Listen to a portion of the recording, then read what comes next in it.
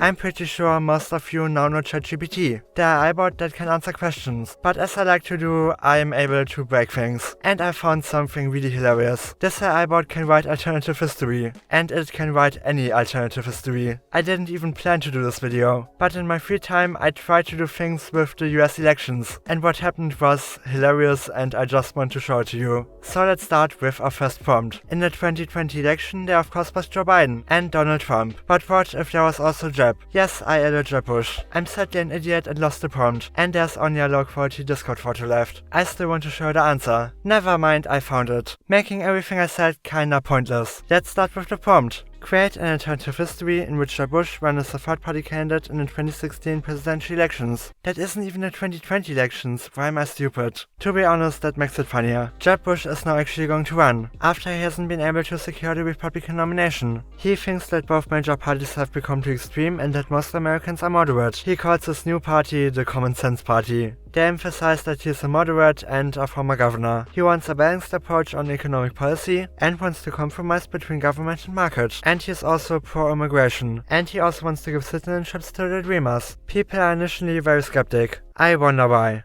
But then, his campaign begins to gain momentum. More and more people are disillusioned with the two major candidates. He gets support by the moderate Republicans, but also by Democrats that think Hillary Clinton is too big business. I don't know why they support him instead, but okay, that's ChatGPT. And voters start to like Jeb. He is starting to perform well in polls. He does this especially well in some swing states, in his home state of Florida, Pennsylvania and Ohio. And he is actually preventing anybody to get a majority. So the election is decided by the House of Representatives. Nobody has a majority in the Electoral College. In real life this only happened one time, in 1824, so some time ago. The House is deciding between the top three candidates. There's much lobbying against him, but the House ultimately decides on Jeb Bush. You can't make this up. They believe his moderate positions and experience as governor make him the perfect candidate. Jeb is sworn in as the 45th president. Jeb faces a deeply divided Congress. However, he is committed to his moderate vision, and he is able to work across the aisle. Under his leadership, the United States is able to regain its footing on the world stage, and there's relative stability and prosperity. This is the start of a new era in American politics. Now there is moderation and bipartisanship.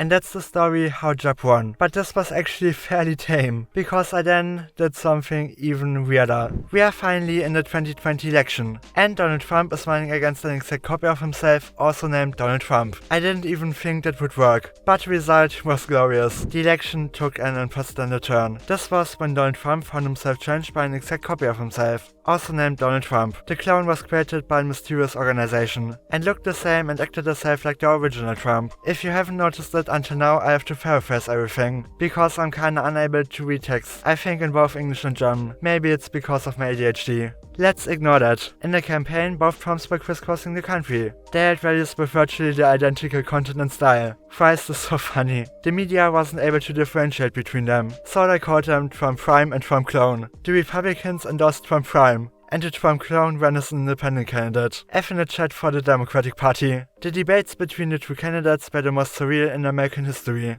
Both were constantly interrupting and talking over each other. They accused each other of being fake, incompetent and corrupt, and there was no clear winner. Over time, the polls became very close. Both had their supporters. Some voters thought Trump clone had a refreshing face, not tied to any political party or special interest group. They have the exact same face. How can a clone be a fresh face? Others thought Trump Prime was the real deal. He had proven himself as a successful businessman and tough leader. In the end, Trump Prime won the election. He won the Electoral College by a slim margin. The Trump clone conceded graciously. Okay, maybe not that much of a clone, and pledged supporting the president and advocating for the same policies and ideas. The 2020 election was a surreal and bizarre event, with a clone of the sitting president challenging him for the highest office in the land. It highlighted the importance of individuality and authenticity, and showed that even identical candidates could have very different visions for the future of the country. They had the exact same vision. I don't even know what to say here. Incredible storyline. But here I'm kinda missing Joe Biden, so I told ChatGPT that he's also a candidate. But first, you can really help me by leaving a like. These videos take a lot of time to make, therefore liking and sharing really helps. They really take multiple days. And we are getting close to 1k subs, so subscribe if you don't want to miss anything, and not miss any further content. Back to our incredible story. The election already was an historic event, Trump facing Joe Biden, but then the race had a bizarre turn. A second Donald Trump, identical in every way, joined. Again as an independent. The media was in a frenzy as they tried to cover the three-way race. The Trumps are again giving speeches, and Joe Biden tried to differentiate himself from both opponents. It's incredible how it's kind of fitting actually. Many were left wondering how voters would be able to choose between two identical candidates. Further in the campaign, the Trumps were clashing frequently, accusing each other of being fake and a fraud. Biden meanwhile is trying to ignore everything, promising to unite everybody and restore decency and respect for the White House. The debates were particularly chaotic. Both Trumps were interrupting each other and talking over the moderator. Biden, in contrast, spoke calmly and confidently. This seems less chaotic than the actual debates. In the end, Joe Biden won the election. He won the popular vote by a significant margin and secured a comfortable electoral college victory. The two Trumps split the vote. I guess they're still called Trump Prime and Trump Clone, I think. This election was a reminder of the importance of substance over style and highlighted the dangers of identity politics. What a random conclusion to all of this. Maybe the two Trumps should have worked together. What an amazing 2020 election. But I'm not done and can make this even weirder. Now there's no Joe Biden anymore. Instead there's a third Donald Trump that's actually an impersonator. The start of this is kinda similar like before, but then our third Trump is entering the race. He claims to be Donald Trump and has a similar appearance. But something is off about him. He struggled to articulate his position on policy issues. Wait a minute, that's the normal Trump. Something doesn't make sense here. And his speeches were often disjointed and incoherent. Is this Biden? Why is he an impersonator? That's nothing suspicious. Then the rumors began. But then there was an investigation. And it turned out that he wasn't part of the Trump family. He wanted to siphon off support from the two legitimate candidates. Both of the other candidates are Donald Trump. Why? The two real Trumps were outraged by the deception. And they worked together to expose the fraud. They held joint rallies and press conferences denouncing him. And they urged voters to vote for the real Donald Trump. They are both Donald Trump. In the end, Donald Trump Prime won again. The clown in the end wasn't a real challenge. And again, the 2020 election was a reminder of the importance of authenticity and credibility in politics. While the two Trumps may seem like a strange phenomenon, they at least were real people with genuine ideas and beliefs. The third candidate, by contrast, was a fraud who had no place in the race. Voters ultimately chose the real Donald Trump who promised his agenda. Okay. I've added a fourth person. There's still a third candidate claiming to be Donald Trump but is a fraud.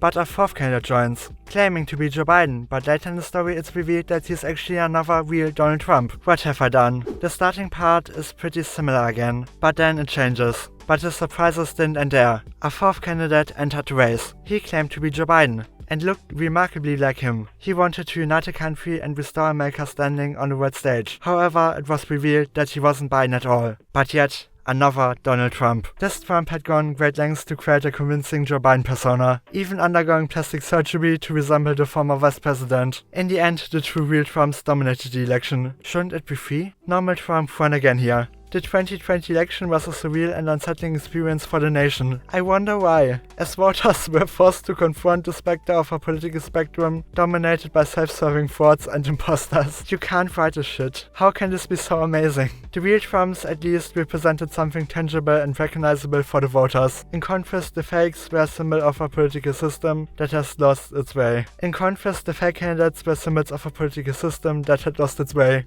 A wake-up call for the nation, a reminder that democracy was fragile and needed to be constantly nurtured and protected. How is ChatGPT going along with all this? Can this get even more chaotic? I think yes, as now I've added a fifth candidate. He is also claiming to be Trump, but is actually Geraldo Alckmin. Maybe you have no idea who this guy is. This guy ran against Lula da Silva in Brazil in 2006, but now is his vice president. So him now supporting Lula is very funny. Let's see what happens now. The 2020 election was one for the history books. Donald Trump found himself facing off against not one, but three other candidates claiming to be him. I think ChatGPT can't really count. As the race progressed, a third candidate was revealed to be a fraud, and a fourth candidate claiming to be Joe Biden was exposed as yet another real Donald Trump. The nation was left reeling, trying to make sense of this. Just when it seemed like the race couldn't get any weirder, a fifth candidate entered the race, also claiming to be Donald Trump. This candidate looked remarkably like the other Donald Trumps, but he spoke with a strong Brazilian accent and claimed to be a well-known politician from Brazil named Geraldo Alckmin. If you think this is weird, it gets even more weird. The other candidates dismissed Alckmin. They thought he was a publicity stunt or a joke, but over time it became clear that he was a serious contender, as he had a strong record of leadership in Brazil and was able to articulate his vision to the voters. Despite the odds being against him, he was a formidable challenger. He campaigned tirelessly, met with voters, attended rallies and participated in debates, talking about his experience in government and his plans to address the challenges facing the nation. In the end, it was Alckmin who emerged as the surprise winner of the election. I don't know how. He won another victory over the other Trumps, taking the White House and becoming the first Brazilian to be US president. In real life he can't even be president, so this is so funny. The 2020 election was a strange and unpredictable event, one that left the nation wondering what just happened. But it was a testament to the resilience of democracy and the power of the people to choose their leaders. In the end, it was Geraldo Alckmin who rose to the challenge and showed the world what true leadership looks like. In the end, it was Geraldo Alckmin who rose to the challenge, and he showed the world what true leadership looks like. I don't really know how to end this video, but I really hope you enjoyed it. Do you have any more ideas which I could test in ChatGPT? Write them down in the comments below. Here you can actually find another video. There I kinda simulated 200 years of World War III. And if you have enjoyed this, you should also enjoy that. Nothing much to say from me today. In the description you can find my Discord server, and are free to join it. But that's everything from me for today, and I'm just going to say bye.